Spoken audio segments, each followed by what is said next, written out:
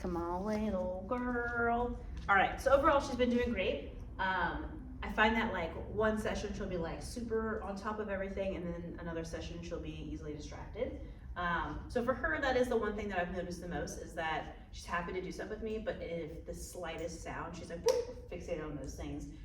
And if that's something that startles her, it's a little bit harder to get her to kind of come back into my space. So we've been using our verbal marker, the word yes, to I kind of want to build engagement and help her like fixate back on me, or re-engage with me in those moments where she's a little bit distraught about things happening around her. And I want her to kind of feel that sense of comfort of like, oh, things are happening around me, but I can always come back into my human space. So all I'm doing is just calling her name, Mila, yes, and then playfully letting her take the snack. I've just been using cut up pieces of hot dog.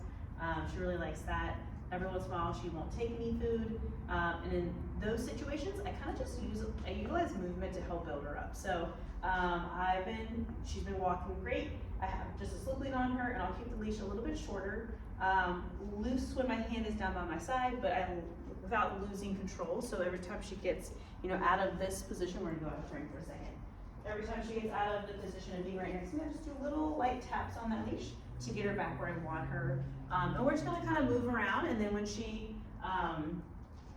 de-stresses, if you will, then we'll go back into that little playful, Mila, yes, good job, good girl. Just to help, I want her to learn how to work through stress, right? I don't want to coddle her and like draw attention to the fact that there's things that she's distraught over. I want her to feel comfortable with, oh, those are happening. We can do some stuff over here, similar to like a little kid if they fall and hurt themselves. If we kind of just brush off and like, hey, you're okay. They tend to be a little bit more resilient that way.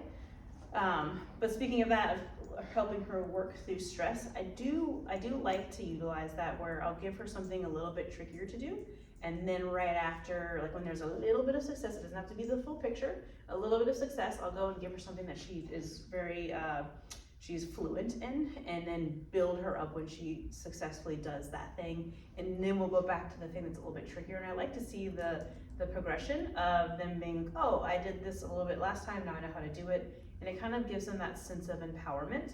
I want to avoid things being tougher and tougher and tougher, because then there's kind of for them not really that sense of feeling accomplished, theoretically, So like this thing right here, this place cot, it's just a little, raised bed. When she first got here, she wouldn't go anywhere near it, and now I'm kind of letting her work through, coming and stepping on it and making a big deal about it, and then giving her something easier to do. Come on. Yes, good girl. Okay, come on, sit. Can you do it? Sit. Yes, good girl. Come on, place. Yes, good job.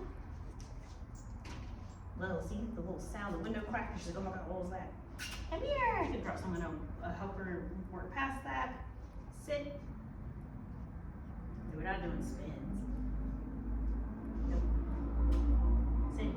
Yes. Sit. No, we're not worried about the motorcycle. Good. Good. Okay. There we go. Good girl. So yeah, I just try to help her, re-engage with me when she gets worried about things happening around her. Mila, yes. I think. Oh no, but the last one. There we go. Good girl. There you go. Good girl. All right. Good job. Yeah, girl, you did it.